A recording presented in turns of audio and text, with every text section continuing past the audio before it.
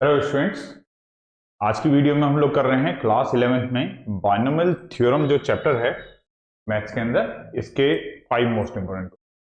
तो चलिए स्टार्ट करते हैं बाइनोमियल थ्योरम के चैप्टर के अंदर के 5 मोस्ट इंपोर्टेंट। तो ये सारे क्वेश्चन एनसीईआरटी के ही हैं क्योंकि बहुत छोटा सा चैप्टर है एनसीईआरटी के अंदर, ये बहुत बड़ा ज्यादा क्वेश्चन इसके अंदर नहीं दे रखे हैं एनसीईआरटी के अंदर।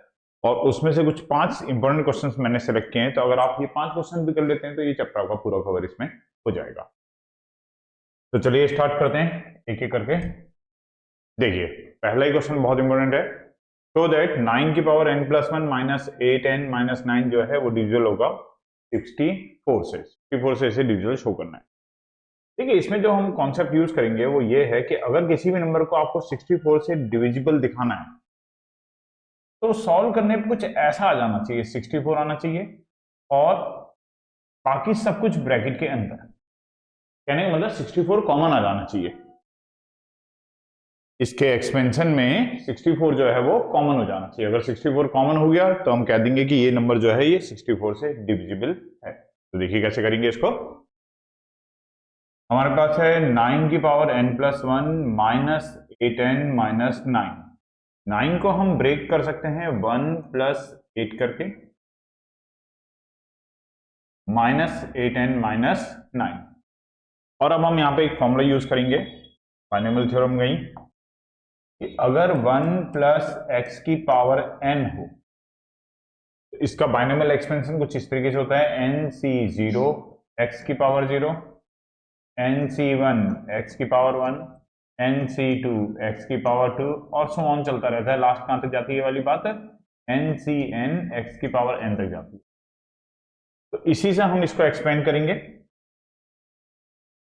1 प्लस 8 की पावर n प्लस 1 है तो ये होगा n प्लस 1 c0 8 की पावर 0, फिर होगा n प्लस 1 c1 8 की पावर 1, फिर होगा n प्लस 1 c2 8 की पावर 2 और ये सॉन चलता रहेगा। एक और लिख लेते हैं n प्लस 1 c3 8 की पावर 3 और ये सॉन चलता रहेगा।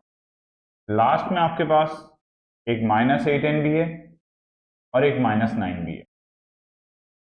अब इसको एक्सपेंड करें, मतलब सिंप्लीफाई करेंगे तो C0 कुछ भी हो, NC0 की वैल्यू 1 होती है तो C0 कुछ भी हो इसकी वैल्यू 1 हो जाएगी। किसी की पावर 0 हो तो 1 हो जाएगा।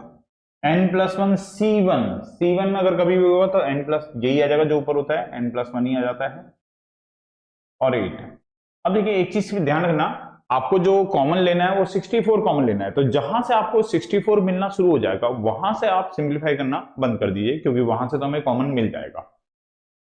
8 का स्क्वायर करने पे 64 आ जाता है तो यहां से मुझे 64 मिल जाएगा, तो यहां से अब मैं कॉमन नहीं, यहां से आगे मैं सिंप्लीफाई नहीं करूंगा। तो ऐसे ही उतार लेंगे, ये आएगा n प्लस 1 c2 8 की पावर 2, फिर आएगा n प्लस 1 c3 8 की पावर 3 और ये सॉन चलता रहेगा। और लास्ट में जो क्वेश्चन में दे रखा है साथ में माइनस 8n है और माइनस 9 है।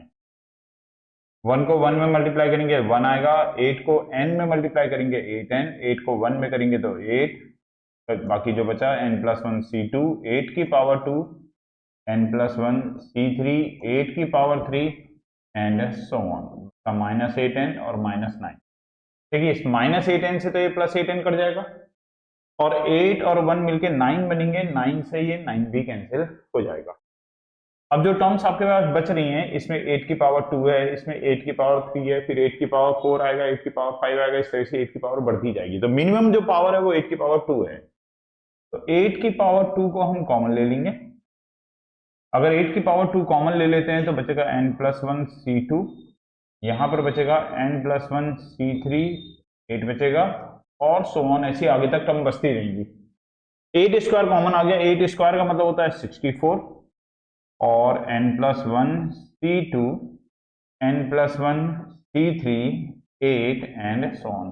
और जैसे ही बाहर 64 आया अब हम बोल सकते हैं कि ये पूरा की पूरी टर्म जो है 64 से डिविजिबल है। तो इसका मतलब ये पूरी टर्म जो हो जाएगी ये हो जाएगी डिविजिबल बाय 64 और यही हमें प्रूफ करके लाना था।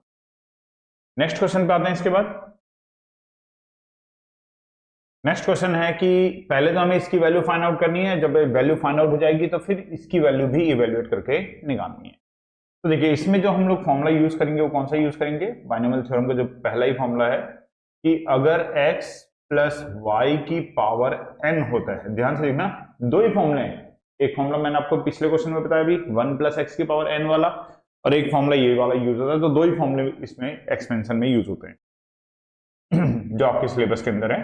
n plus X plus Y की पावर अगर n है और इसमें अगर हम बाइनोमियल एक्सपेंशन खोलें तो इसका एक्सपेंशन कैसे खुलता है, n c0 x की पावर हो जाएगा n, y की पावर 0, फिर n c1 x की पावर हो जाएगा n माइनस 1, y की पावर 1, फिर आगे आ जाएगा n c2 x की पावर n माइनस 2, y की पावर 2, और ये सॉन चलता रहेगा लास्ट कहां तक, n cn x की पावर हो जाएगी 0 और y की पावर हो जाएगी n। गौर करना, देखो ऐसे चल रहा है ये nc0 फिर nc1 फिर nc2 और लास्ट में ncn तक। x की पावर पहले n है, फिर एक कम n माइनस 1, एक और कम n माइनस 2 और लास्ट कहां तक 0 तक। y की पावर 0 से शुरू हो रही है, y की पावर 0, फिर y की पावर 1, फिर y की पावर 2 और लास्ट कहां तक जा रहा है, y की पावर n तक। ये बाइनोमियल थ्योरम होती है और इसको हम इसमें अप्लाई करेंगे दोनों में। तो देखिए जैसे हमारे पास है a प्लस बी की पावर 4 और माइनस a माइनस बी की पावर 4, तो दोनों में बाइनोमियल एक्सपेंशन करेंगे तो कैसे होगा, देखिए 4c0 a की पावर 4 आएगा और b की पावर 0 हो जाएगा, फिर 4c1 4 में से एक कम किया तो 3 हो जाएगा और 0 में एक बढ़ाया तो 1 हो जाएगा। अब ऐसे a की पावर घटती जाएगी और b की पावर बढ़ती जाएगी। आगे आ जाएगा 4c2 a की पावर 2 हो जाएगा, b की पावर भी 2, a की पावर एक कम हो गई, b की पावर एक बढ़ गई। 4c3 a की पावर कम होगी तो 1, b की पावर बढ़ेगी तो 3, और ये लास्ट स्टेप होगा 4c4।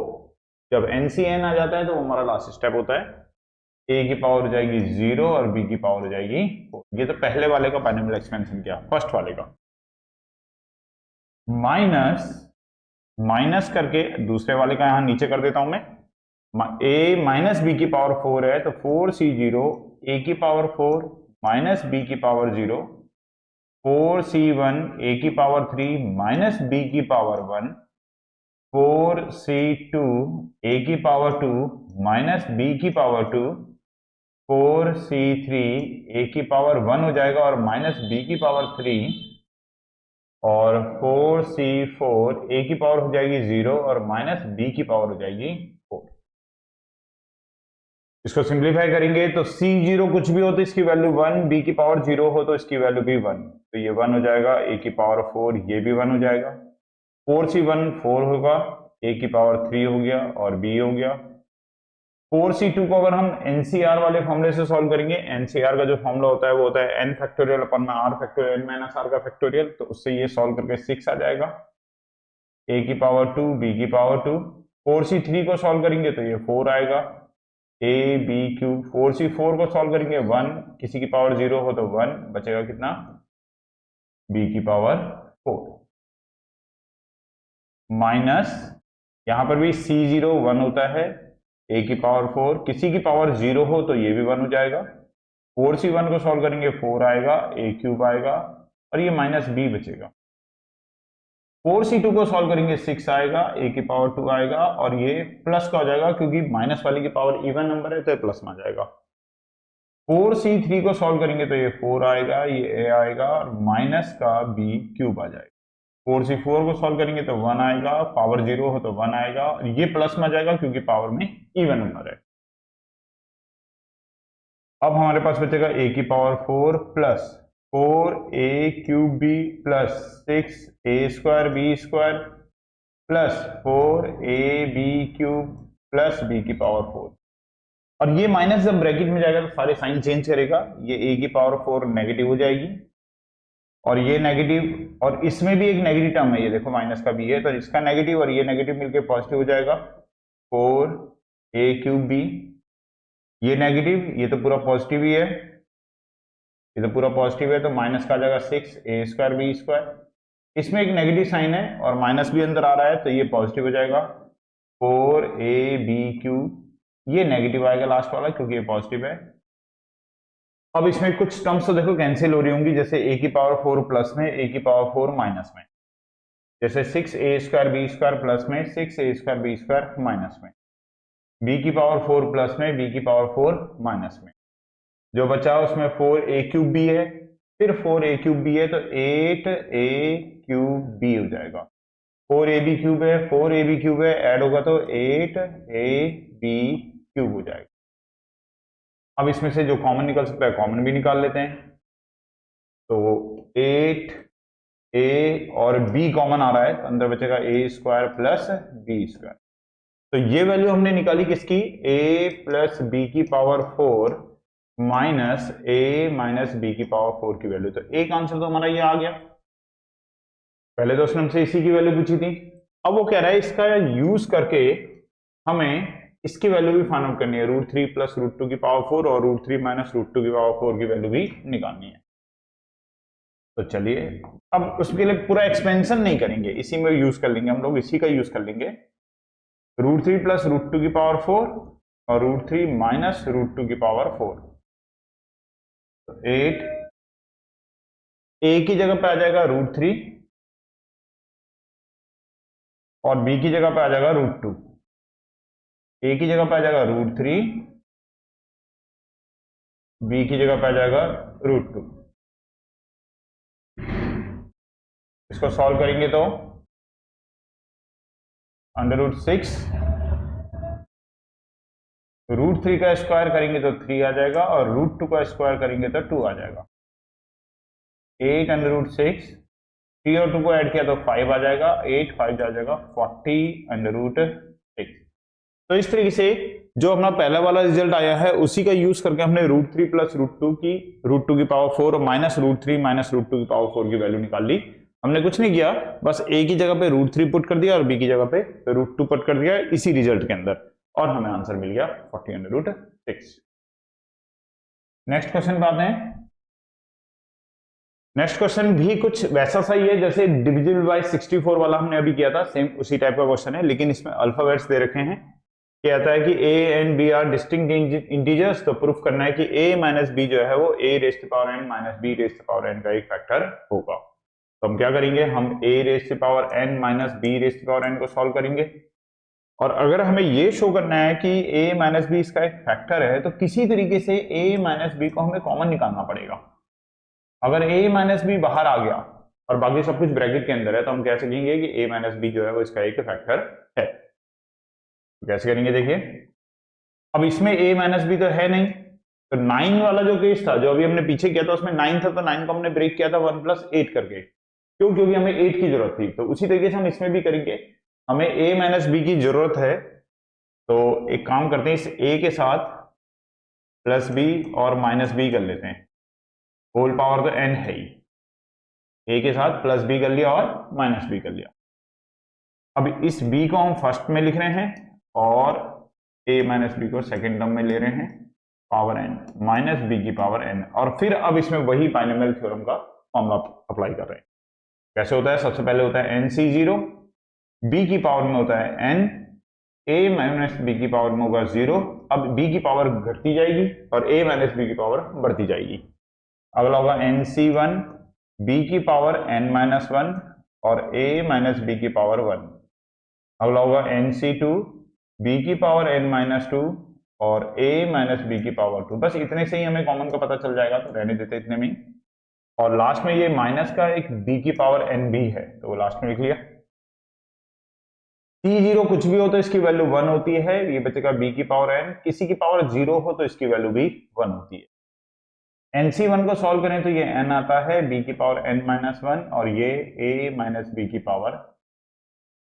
यहां से आगे हम सिंप्लीफाई नहीं कर रहे हैं, रहने देते हैं, क्योंकि हमें a माइनस बी कॉमन निकालना है, तो a माइनस बी आ गया हमारे पास यहाँ पर।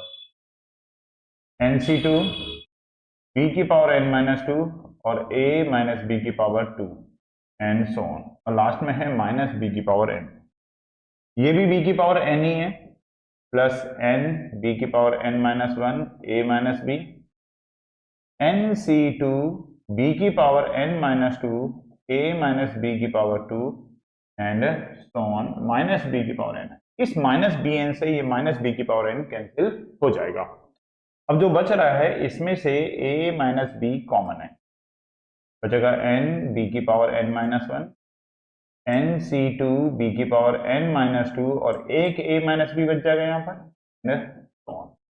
जैसे ही बाहर a माइनस बी आ गया तो देखिए हमें यही तो चाहिए था, हमें a माइनस बी कॉमन निकालना था। अगर a माइनस बी बाहर आ रहा है मल्टीप्लाई में तो इसका मतलब a माइनस बी जो है वो इसका एक फैक्टर हो जाएगा।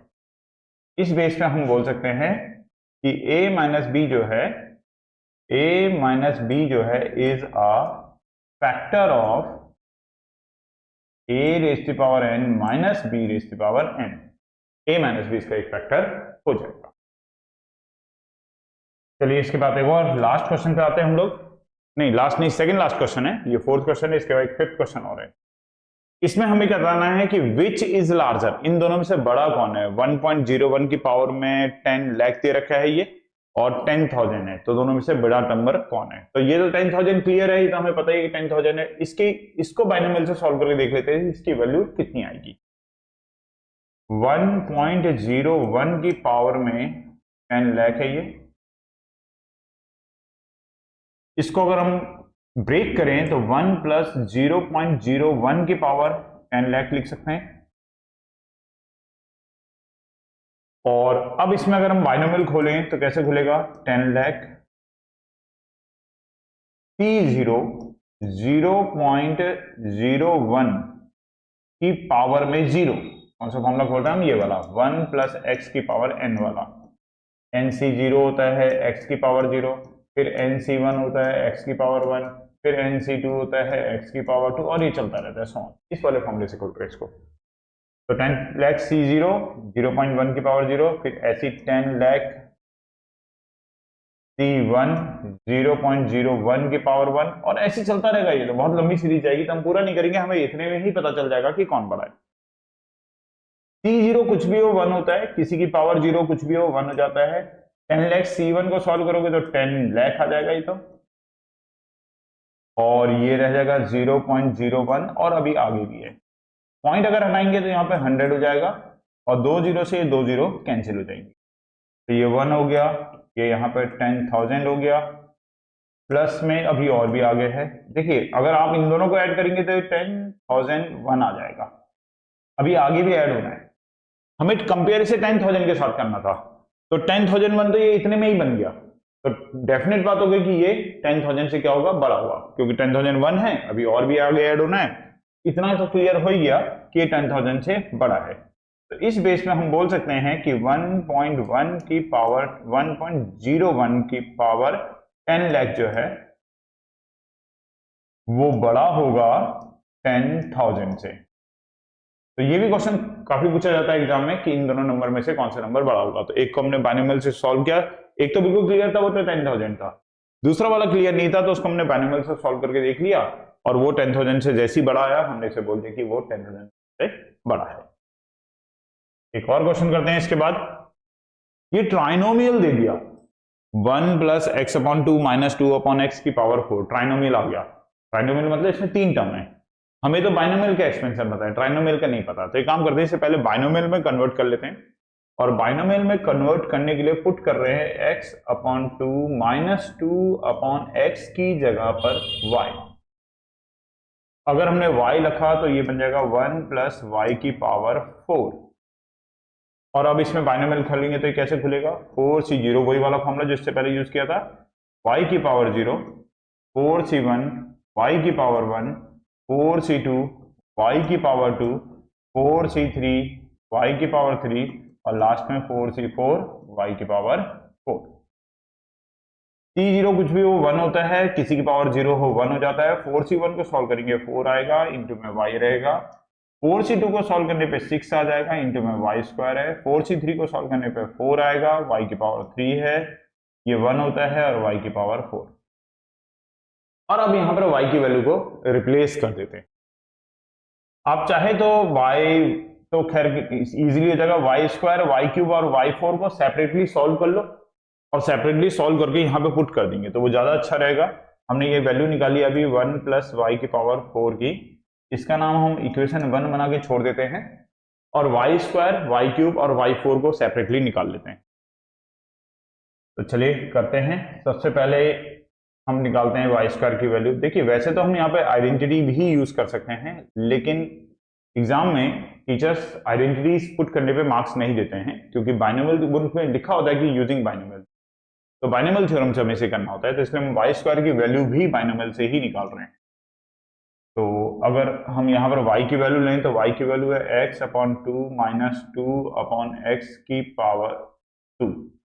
इसमें अगर बाइनोमियल खोलेंगे तो 2c0 x अपॉन 2 की पावर 2 माइनस 2 अपॉन एक्स की पावर 0, फिर 2c1 x अपॉन 2 की पावर 1 माइनस 2 अपॉन एक्स की पावर 1, फिर 2c2, अब x अपॉन 2 की पावर 0 हो जाएगी क्योंकि इसकी पावर कम होती जाती है, और माइनस 2 अपॉन एक्स की पावर जो हो जाएगी वो 2 हो जाएगी।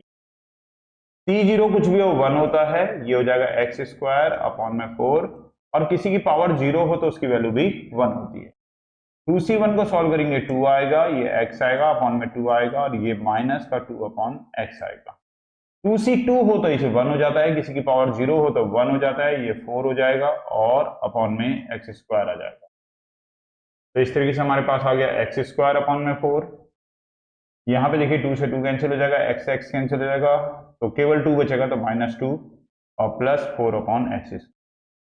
तो इसको हम रख लेते हैं as it is Y square को, और ये वाई स्क्वायर जो है हम यहाँ पर बाद में पुट कर लेंगे। अभी हमें वाई क्यूब और वाई फोर भी फाइंड आउट करने हैं, तो सेम ऐसे ही बाइनोमियल थ्योरम का यूज करते हुए हम वाई क्यूब और वाई फोर की वैल्यू भी निकाल लेते हैं।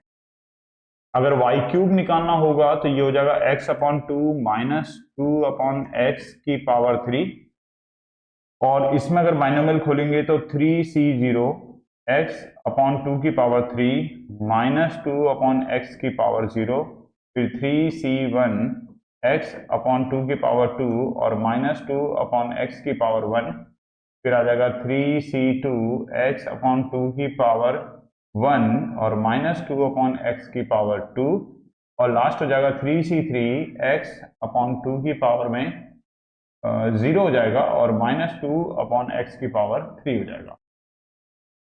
c0 कुछ भी हो 1 होता है, ये हो जाएगा एक्स क्यूब अपॉन में 8, किसी की पावर 0 हो तो ये भी 1 हो जाएगा।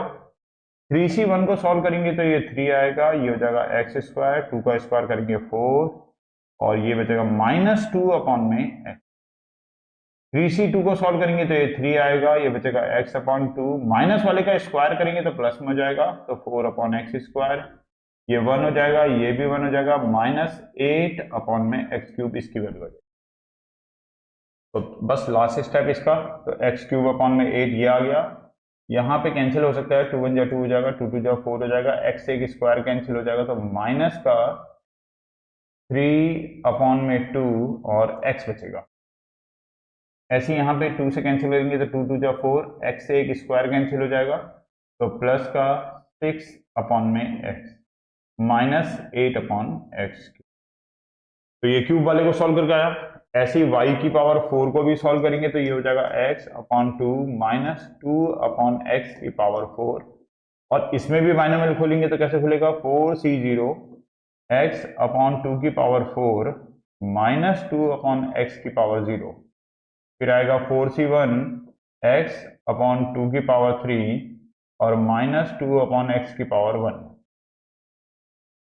इसके बाद 4c2 x अपॉन 2 की पावर 2 और माइनस 2 अपॉन एक्स की पावर 2, फिर 4c3 x अपॉन 2 की पावर 1 और माइनस 2 अपॉन एक्स की पावर 3। पावर देखिए इस पहले वाले की पावर कम होती जाएगी, दूसरी की पावर बढ़ती जाएगी, लास्ट होगा 4c4 x अपॉन 2 की पावर हो जाएगा 0 और माइनस 2 अपॉन एक्स की पावर हो जाएगा 4। अब इसको सिंप्लीफाई कर लेते हैं। c0 कुछ भी हो तो 1 हो जाता है, ये हो जाएगा x4 अपॉन में 16 और पावर 0 हो तो 1। 4c1 को सॉल्व करेंगे 4 आएगा, ये होगा एक्स क्यूब अपॉन में 8 और माइनस 2 अपॉन में x। 4c2 को सॉल्व करेंगे तो ये आ जाएगा 6 आ जाएगा, और यहाँ पर आ जाएगा एक्स स्क्वायर अपॉन में 4, ये हो जाएगा 4 अपॉन में एक्स स्क्वायर, माइनस का स्क्वायर कर रहे हैं प्लस का हो जाएगा। 4c3 को सॉल्व किया तो 4 आ जाएगा, ये हो जाएगा x/2, ये हो जाएगा -8 में x³।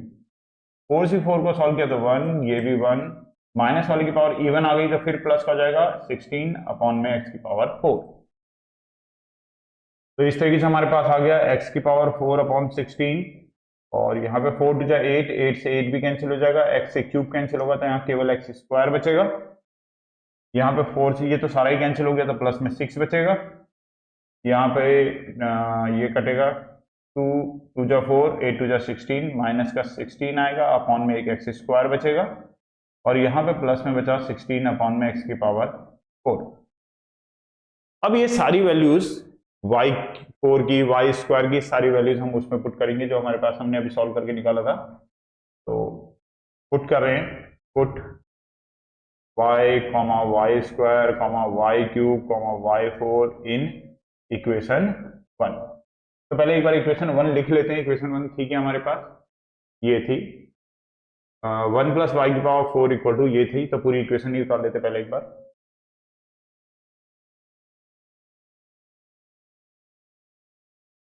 1 + y⁴ = 1 प्लस ये आया था 4y, फिर आया था 4 से 2 को सॉल्व करके 6y², फिर आया था 4y³ और फिर आया था y⁴। यहाँ पे y की जगह पे वैल्यू डालते हैं तो y कितना था, x/2 - 2/x⁴। यहाँ पर y की वैल्यू डालते हैं तो x/2 - 2/x⁴, बस इतना ही, 6। यहाँ पर y² की वैल्यू ले लेते हैं तो y² की वैल्यू हमने निकाली, ये वाली y² की वैल्यू आपको दिख रही होगी, ये वाली वैल्यू। तो ये y² की वैल्यू यहाँ पुट कर देते हैं, x² अपॉन में 4 - 2 + 4 अपॉन में x² प्लस 4, y³ की वैल्यू ले लेते हैं। y³ की वैल्यू है x³ अपॉन में 8 -3x/2 प्लस 6 अपॉन में x -8/x³। और लास्ट में y4 की वैल्यू और ले लेते हैं तो y4 की वाली वैल्यू है x⁴/16, x⁴/16 और फिर साथ में है -x² और प्लस में है 6, माइनस में है 16/x² और प्लस में है 16/x⁴। अब इसको और सिंप्लीफाई करना है थोड़ा सा, जो लाइक टर्म्स है, जो एक जैसी टर्म्स है, उनको आपस में ले लेंगे। तो 1 प्लस, अगर 4 को अंदर मल्टीप्लाई करेंगे तो 2x आएगा, 4 को इसमें मल्टीप्लाई करेंगे तो 8x आएगा, 6 को इसमें मल्टीप्लाई करेंगे तो 3/2x² हो जाएगा, 2 से कैंसिल होने के बाद। 6 2 जा 12, 6 4 जा 24, 4 को मल्टीप्लाई करेंगे तो x³ में 8 आएगा, 8 नहीं आएगा, 2 आएगा, 4 2 जा 8। इसको मल्टीप्लाई करेंगे तो 2 2 जा 4, 2 3 जा 6x हो जाएगा, 6 4 जा 24/x हो जाएगा, और 4 8 जा 32/x³ हो जाएगा, अपॉन में x4/16 -x² plus 6 -16/x² plus 16/x4। ये तो हो गया इसका पूरा का पूरा बाइनोमियल एक्सपेंशन। अब इसका आंसर एक पैटर्न में लिखना। पैटर्न में मतलब कोई कहीं से भी एक पैटर्न चालू कर सकते हो आप लोग। जैसे मैं स्टार्ट कर रहा हूं तो सबसे पहले नंबर्स लिख रहा हूं मैं, जो नंबर्स है हमारे पास। तो नंबर्स में हमारे पास 1 है, -12 है और ये 6 है। कैलकुलेशन का ध्यान रखना बेटा आप लोग भी करते वक्त इसमें। तो 6 और 1 7 होगा, 12 में से 7 माइनस करेंगे तो माइनस का 5 हो जाएगा नंबर्स में। ये तो नंबर हो गया। अब जिनमें x⁴ 1 है उनको कंसीडर कर लेते हैं। एक तो ये है x वाला, एक ये है x वाला, न्यूमरेटर में x, बस दो ही टर्म दिख रही है यहाँ पर। तो 6x में से 2x गया तो -4x आ जाएगा। और अब x² वाले ले लेते हैं। x² वाला एक तो ये है, एक x² वाला ये भी है। तो ये 3/2x² है, माइनस में x² है। अगर एलसीएम लेंगे तो 3 में से 2 माइनस करेंगे तो प्लस का 1x²/2 बच जाएगा इसका। x³ वाला अगर देखा जाए तो केवल यही दिख रहा है x³ वाला, तो केवल यही x³ वाला है, तो x³/2। और x की पावर 4 वाला देखा जाए तो केवल ये अकेला ही दिख रहा है जिसमें x की पावर 4 है न्यूमिनेटर में, तो x की पावर 4 अपॉन 16। अब ये हो गए। अब डिनोमिनेटर वाले शुरू करते हैं जिनमें डिनोमिनेटर में x है। एक इसके डिनोमिनेटर में x है, एक इसके डिनोमिनेटर में x है, तो इन दोनों को सिंप्लीफाई करो, 24 और 8 माइनस करो तो 16 अपॉन x हो जाएगा। इसके अलावा अपॉन में एक्स स्क्वायर वाली टर्म देखें तो अपॉन में एक्स स्क्वायर एक तो इसमें है और एक इसमें है, तो 24 में से अगर हमने 16 को माइनस किया तो ये 8 आ जाएगा, 8 अपॉन एक्स। अपॉन में एक्स क्यूब वाली टर्म्स अगर देखें तो केवल यही दिख रही है, तो माइनस का 32 अपॉन में एक्स क्यूब। और अपॉन में x4 वाला देखें तो केवल लास्ट वाला दिख रहा है, तो 16 अपॉन में x की पावर 4। इस तरीके से हमने अपनी सारी टर्म्स कवर कर ली। एक पैटर्न में चले हम लोग, पहले हमने कांस्टेंट नंबर ले लिए, फिर हमने x वाले ले लिए, फिर स्क्वायर वाले, फिर क्यूब वाले, फिर 4 वाले, फिर अपॉन में x स्क्वायर, अपॉन में x क्यूब, अपॉन में x की पावर 4। इससे कोई भी टर्म हमारी मिस नहीं होती है और पूरा का पूरा बाइनोमियल सॉल्व हो जाता है। तो इस तरीके से हमने इस चैप्टर के 5 मोस्ट इंपोर्टेंट क्वेश्चन हम लोगों ने किए। मैंने 11th क्लास में और भी चैप्टर्स की 5 मोस्ट इंपोर्टेंट क्वेश्चंस की वीडियोस बना रखी हैं। आप बाकी जो हमारे पास जो प्लेलिस्ट है उसके अंदर जाकर के आप उन वीडियोस को भी देख सकते हैं। चैनल अगर आपको ये पसंद आ रहा है, वीडियोस आपको पसंद आ रही हैं, तो इसको लाइक कीजिए, सब्सक्राइब कीजिए और शेयर भी कीजिए। बेल नोटिफिकेशन को ऑन भी जरूर करें। थैंक्स।